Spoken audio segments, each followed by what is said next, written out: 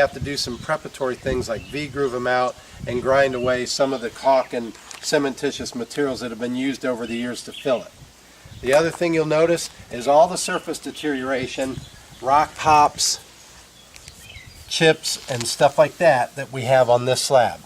Okay, this is an older slab. It's in very good solid shape, but we still have the surface deterioration to make sure of. Control joint. When we're done with this, we have to make sure that the control joint is still there so that the slab can move around. And we followed it up with a tight pressure wash. Using a minimum 3000 psi at 4 gallons per minute, we can deep clean the concrete of all the dirt that's gotten into the pores of the concrete over the years. As you see here, the slab is cleaned and prepped and now ready for the restoration process. The cracks have been opened up and are ready for epoxy. Rock pops have been drilled out. Here the epoxy has been installed in the cracks, and sand is being embedded into the surface of the epoxy for proper adhesion of the SM Pro. The excess epoxy is now being ground off. Here's our cracks with the epoxy and ground smooth.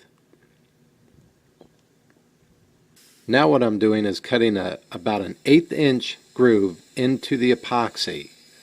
And what happens here is when we install our base coat with the SM Pro, it has a differential curing rate which shows up as a darker material, which allows us to follow the crack with our tape.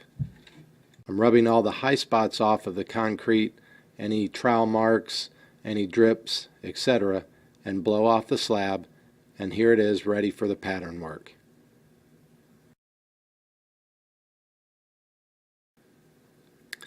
Here the pattern work has been started. Brick borders were formed first, the stone pattern was brought down the walkway, and then the tape was run down the cracks as seen here, with the darker material being the guide. Once this is all laid out, rocks can be formed to camouflage the cracks in a random fashion. Continue this pattern throughout the project, and you can see you can mask off the cracks and create a stone pattern that totally camouflages where the original cracks were.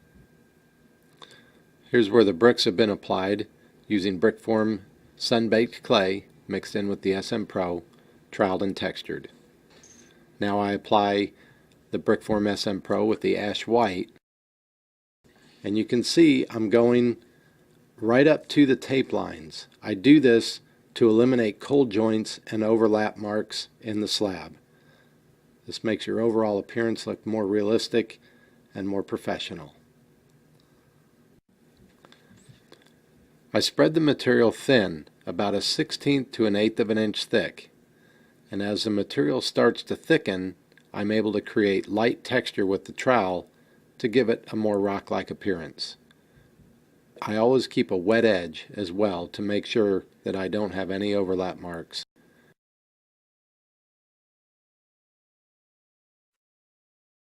Here the pattern tape has been removed, revealing the grout marks. You can see how the cracks have been worked into the rock pattern and are very subtle now.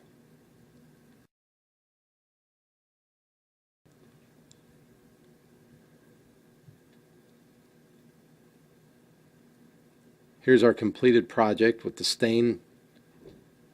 Brickform artesian water-based stain was used. 3 different rock colors, 2 different colors sprayed over the entire slab, plus individual bricks were stained to give the slab a realistic brick and rock appearance. 2 coats of your favorite brickform sealer over the top of this slab, and you've got your finished product.